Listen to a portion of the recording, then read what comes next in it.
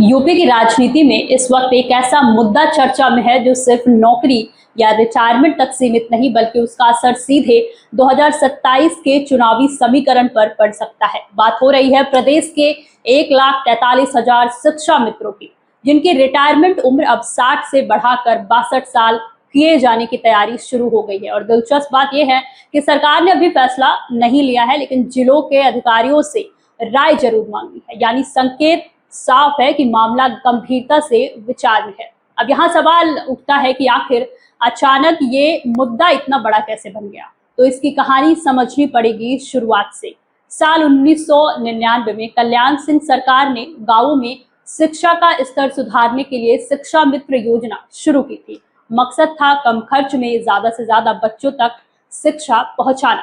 फिर 2000 और 2001 में राजनाथ सिंह सरकार के दौरान बड़े पैमाने पर नियुक्तियां हुई। उस वक्त मानदेय सिर्फ 2,250 रुपए महीना था। इसके बाद मुलायम सिंह सरकार आई। सर्व शिक्षा अभियान को आगे बढ़ाने के लिए दूसरी बार नियुक्तियां हुई और मानदेय थोड़ा बढ़ा दिया गया। फिर समय बदला, मायावती सरकार आई, राइट टू एजुकेशन एक्ट लागू हुआ और नई नियुक्तियों पर रोक लग गई।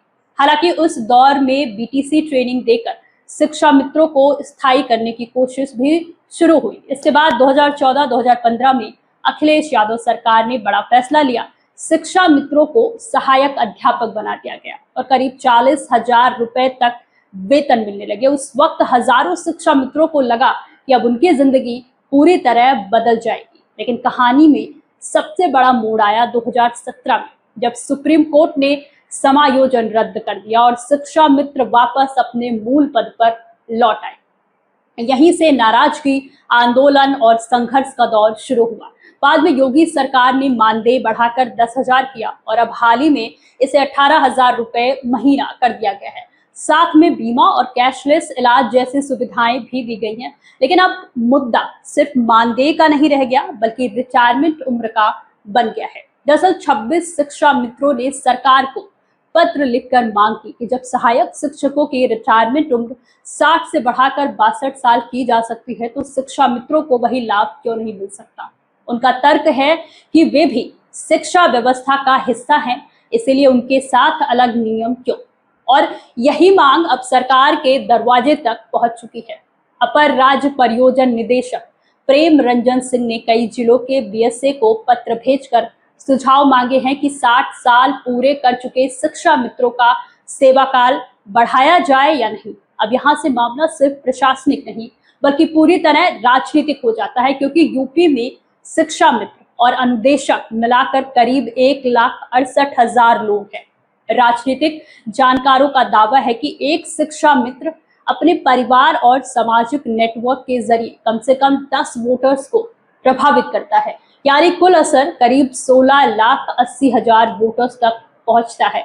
और अगर 2022 का चुनाव याद करें तो यूपी में करीब 43 ऐसी सीटें थी जहां जीत और हार का अंतर 4,000 वोट से भी कम था। इसमें 25 सीटें बीजेपी ने जीती थी जबकि 18 सीटें समाजवादी पार्टी के खाते में गई थी। यानी कुछ हजार वोट पूरे चुनाव का गणित बदल सकते हैं। शायद यही वजह है कि बीजेपी लगातार शिक्षा मित्रों को राहत देने वाले फैसले ले रही है, क्योंकि मामला सिर्फ कर्मचारियों को खुश करने का नहीं बल्कि चुनावी जमीन मजबूत करने का भी है। वहीं विपक्ष भी इस मुद्दे पर नजर बनाए हुए है, क्योंकि उसे भी पता है कि शिक्षा मित्रों का एक बड़ा वर्ग यूपी की राजनीति में निर्णायक भूमिका निभा सकता है। अब देखना होगा कि सरकार सिर्फ सुझाव लेकर मामला ठंडा करती है या फिर सच में रिटायरमेंट उम्र 62 साल करके एक बड़ा चुनावी दाव चलती है। फिलहाल इस मुद्दे पर आपकी क्या राय है, हमें कमेंट करके जरूर बताइए और देखते रहिए अनादि टीवी यूपी। नमस्कार।